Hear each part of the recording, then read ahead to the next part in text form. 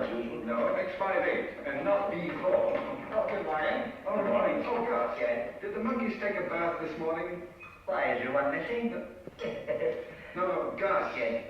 Did you bathe the monkeys this morning? Oh, yes, of course, sure. Well, then you mixed up their uniforms. Oh, I did? Oh, I'm awfully sorry, Doc. I'll fix them up right away. Well, that's all right. You do really feed them this afternoon. That'll be soon enough. But don't let it happen again. Oh, no, sir, I won't. Oh, quiet down. You've caused me enough trouble already. Grown up me playing with monkeys. Mice, rabbit, guinea pigs. Now, monkey.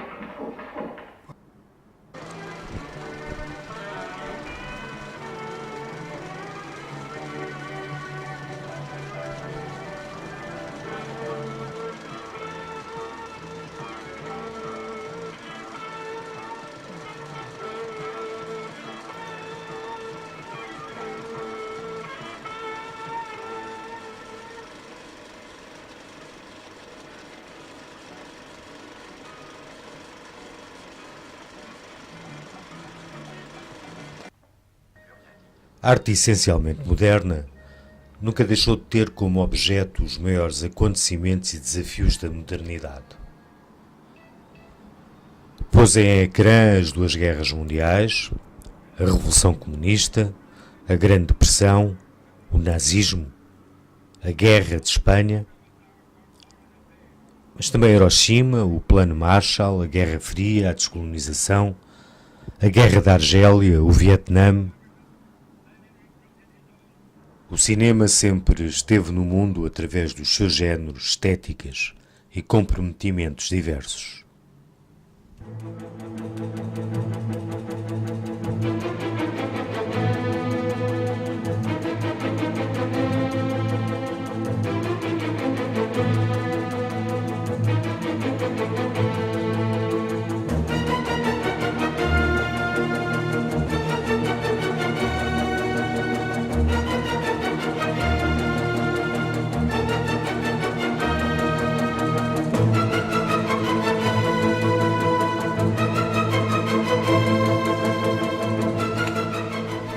Quando surge indica desde logo duas direções, dois caminhos, o ficcional e o documentário.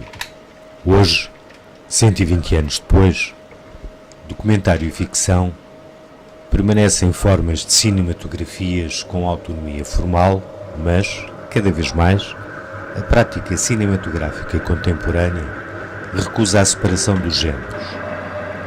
Não só porque só há filme quando há um olhar primeiro e, portanto, um autor, e nesse sentido existe sempre uma subjetivação do real, mas também porque muita da ficção contemporânea é construída com recurso à matéria documental.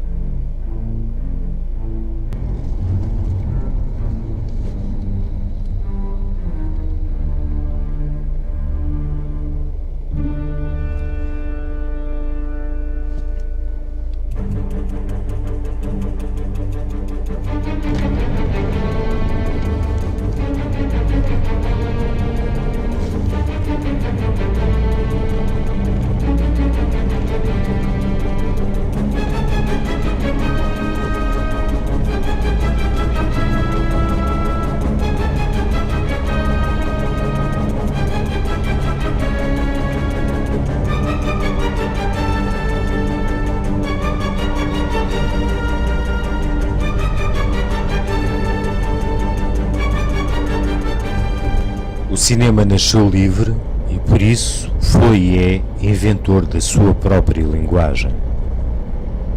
Produtor de emoção e pensamento capaz de transportar o espectador para dentro da tela e para fora dessa mesma tela, em poucos anos o cinema afirma-se como a arte de massa do século XX. Em 1941, Orson Welles, como um de seus pés, subverte radicalmente as estruturas narrativas contínuas. desconstruído e fragmentado, tinha nascido o primeiro filme abertamente moderno. Outros sinais vanguardistas revelam-se com a ruptura estética que constitui, em Itália, um neorrealismo derivado em parte das misérias da guerra. O mundo, como era evidente, tinha mudado. Era necessário encontrar uma outra linguagem para o representar.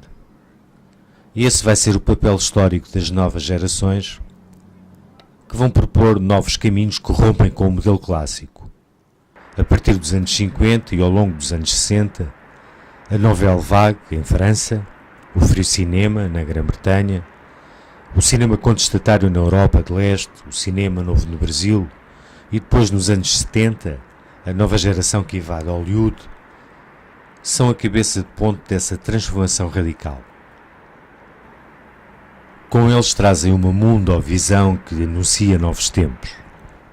Isto traduz, em primeiro lugar, nas rupturas estilísticas que os jovens da Nouvelle Vague francesa proclamam de forma provocatória.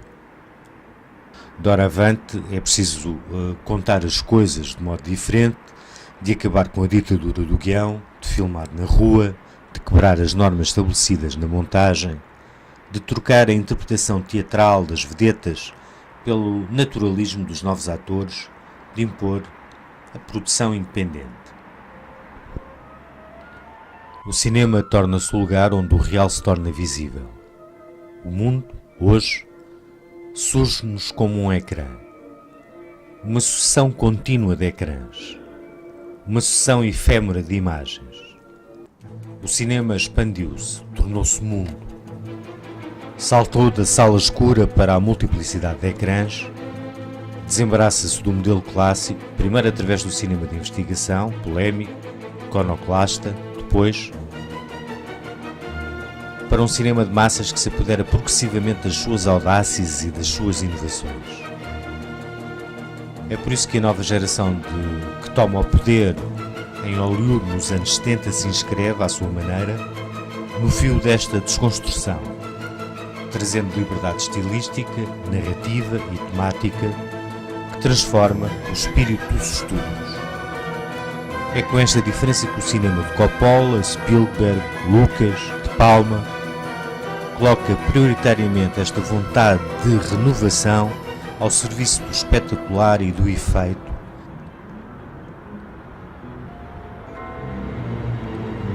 Aqui começa verdadeiramente uma nova fase da história do cinema.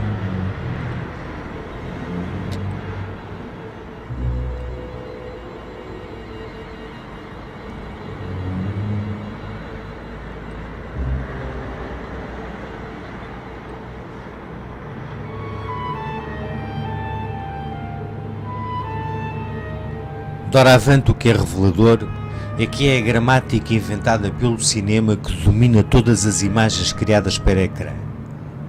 Da publicidade aos videojogos, das séries de televisão aos telejornais, o cinema tornou-se a linguagem do mundo. Desde os anos 80, com efeito, enquanto a dinâmica da individualização e da mundialização abala a ordem do mundo, há um novo cinema que chega. Designamo-o aqui de hipermoderno, fazendo eco da nova modernidade que se constrói. Esta fase da história do cinema não tem o mesmo estatuto que as três anteriores. Enquanto aquelas foram marcadas por grandes inovações, mas que apenas afetaram, à vez, áreas delimitadas, atualmente todas as dimensões do universo cinematográfico, da criação, produção, promoção, difusão, consumo, são abaladas simultaneamente e profundamente. Nunca o cinema conheceu um frenesim de tal amplitude. Os ciclos precedentes constituíram a modernidade do cinema. Mas o que hoje testemunhamos está a fazê-lo sair abertamente dessa sua idade moderna. É uma nova era que começa. A nossa época está a assistir aos primeiros capítulos da história hipermoderna da sétima arte.